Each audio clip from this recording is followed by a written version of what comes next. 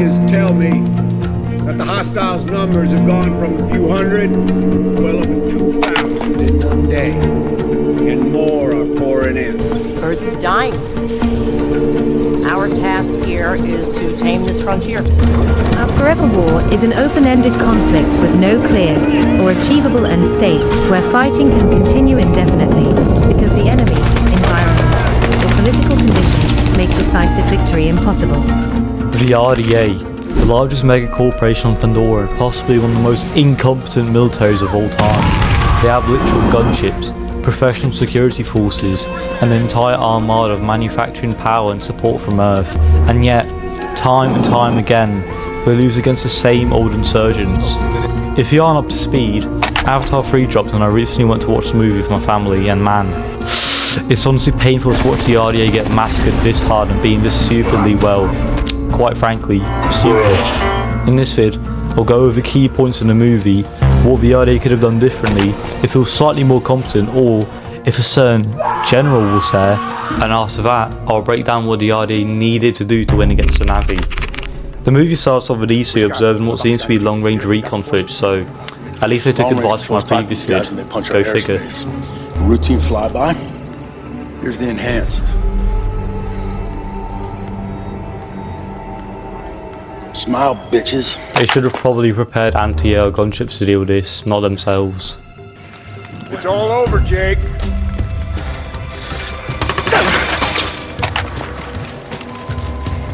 You stay real still now. Just shoot him. Genuinely just shoot him. Is that who you got? Alright, that'll do. Still smart ass, huh? Kids are gone. That's fully charged. Which means he missed his mass change. He's running out. And that's if he last week don't get to him first. We gotta go after these kids right now. We're never gonna see him again. Can you track them? That is not the mission. What are we doing? Can you track them? Oh, you're gonna get me killed. Again.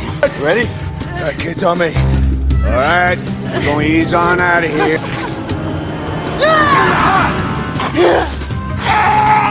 No one is shooting or helping him. The fuck are they waiting for?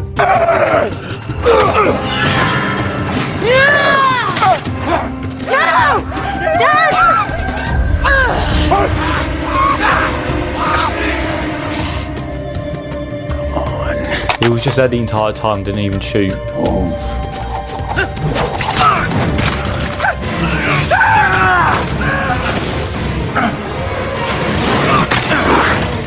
You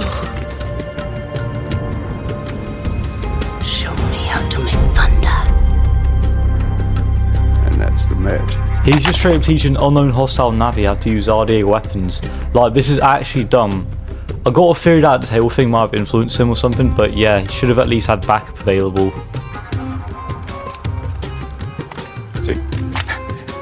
Now you take it. Yep, now he's fucked. I do not need you now, Skyman. Find him, Webb. On your knees. Prepare for sacrifice! Cooked. He ends up escaping and once again misses an opportunity to eliminate Jake. It don't matter what color I am. I still remember what team I'm playing. So Quarch ends up fleeing because Jake's forces arrive, and we get to see Bridgehead City as he flies in. We can immediately see a railway system and all the flora cleared. That is a good decision apart from the railway, since they're in an active war. They should only use trains inside the city and use aircraft for logistics, not helicopters, aircraft for high altitude flights. We all see this massive vast wall with defences like anti-air on it, and a mini railway system of its own. While this does seem like an impressive defence, I certainly wouldn't rely on it since they are facing a guerrilla war. They should attempt to expand a kilometre or so from outside the city and form a frontline defence there. Whether it's a complex system of bunkers and tunnels, trenches, or AR sentry turrets, it's all up to them. We're inbound to the city wall. Priorities, Jim. It's the big picture, guys. So here's a big picture concept for you. How are we supposed to colonize this world if we can't breathe the frickin' air? Just terraform the atmosphere, you're the RDA. You wanna find the boy, you gotta find Sully. The RDA then proceeds to launch a massive whale hunt and set a corporation that needs to make money too. We also seem to have a few of these massive whaling boats and this oil rig looking thing, so they have dramatically scaled up from the last movie. I'm sure this will be used effectively in the final battle.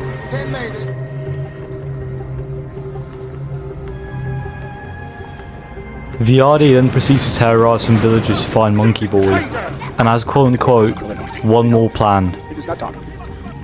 We got one more play, but it's radical.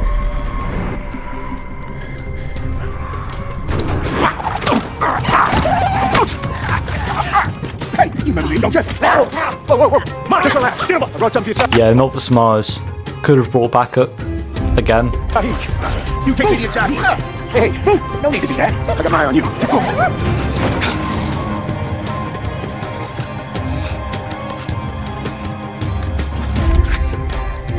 I'll get you as many as you want. You want to make a difference? Drop him.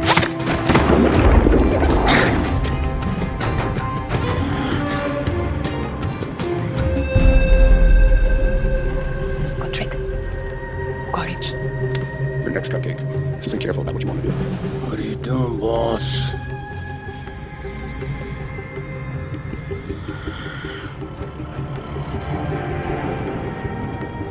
I'm not going to show this part because it gets a bit freaky for the YouTube terms of service, but he goes in with no backup, willingly accepts narcotics from a Navi he's supposed to be negotiating with, says some freaky stuff, but in the end they ultimately do end up securing an alliance with the militant Navi. They begin the alliance with the RDA supplying them weapons. I'm not sure who authorised this, but it's probably a good move since it secures the alliance, and it makes the Navi reliant on the RDA for ammo and other weapons.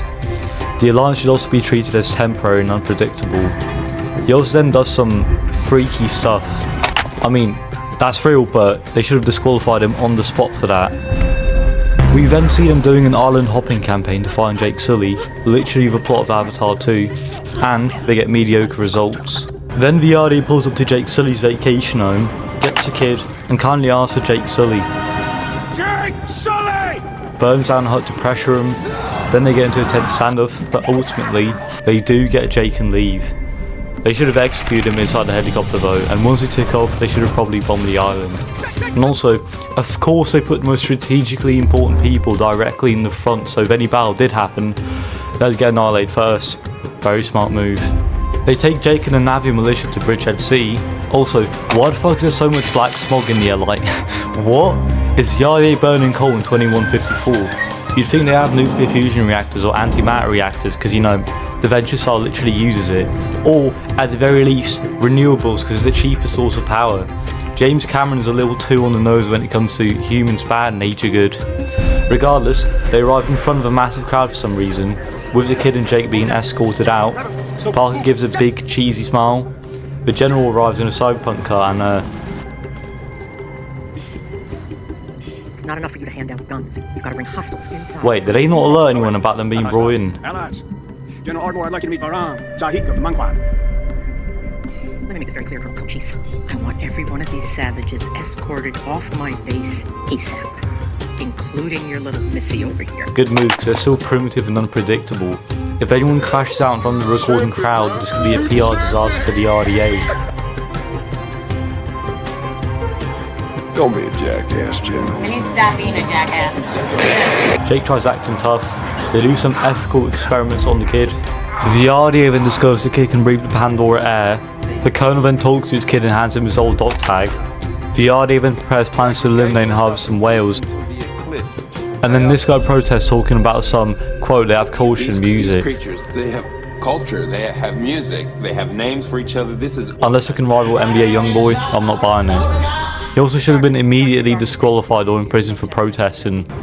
Jake is brought to the prison, which is just a glass box in the open. What were they thinking? End of the line, Jake.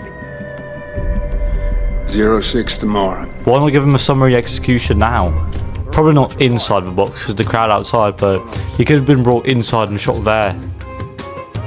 I'm going to skip to the final battle because it's taken way too long, but just no shenanigans go down. Jake and the kid escape, and the dude who protested rebelled. The Colonel gets quote unquote permanently grounded because he looks a bit freaky now.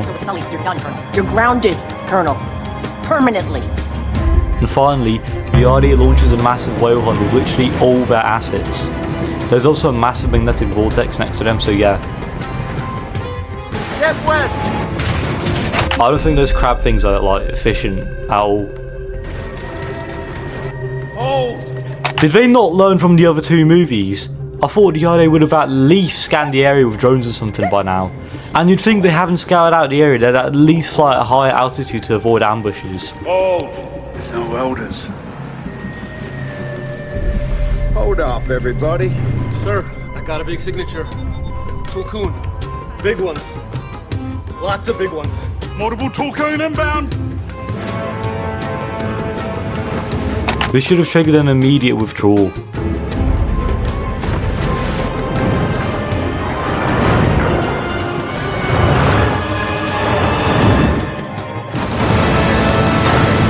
Open fire!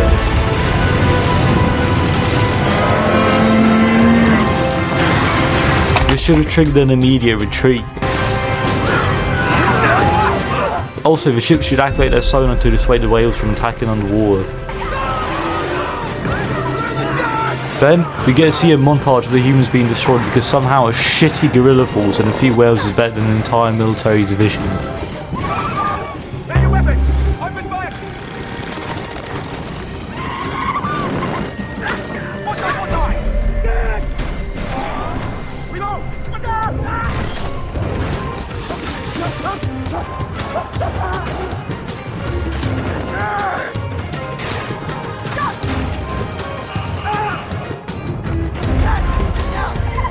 Then the Ash people along with the Colonel come to save her ass.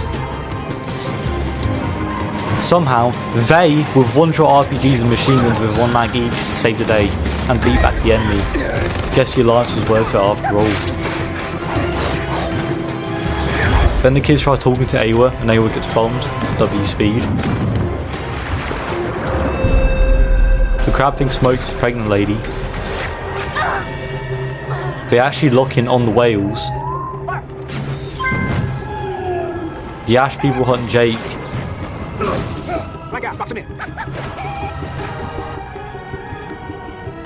The Colonel then kidnaps his crew. 22, what's your status? Casualties? Alright, people. Let's get ourselves together. We've still got work to do. No, you don't. You need to get out of there before Awa smokes you for the bajillionth time. This battle 100% would have been seen by Awa, so they should have knew that and retreated, or at the very least formed a defensive line just in case. Seriously? There's $100 billion waiting in the code and nothing standing in our way. Beers are on me. The Colonel then rage baits Jake. The RDA begins hunting the whales, and to save you some time because you already know what's coming next, they get smoked by Awa. They get devoured in the air. The oil rig also then gets sucked into the vortex.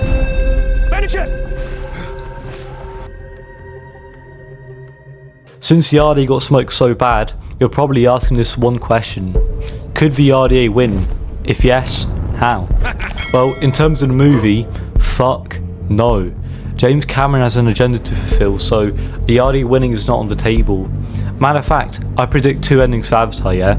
Either there's going to be a civil war on Earth against the RDA, the rebels win and everyone lives happily ever after, or the RDA loses in Pandora and humanity dies.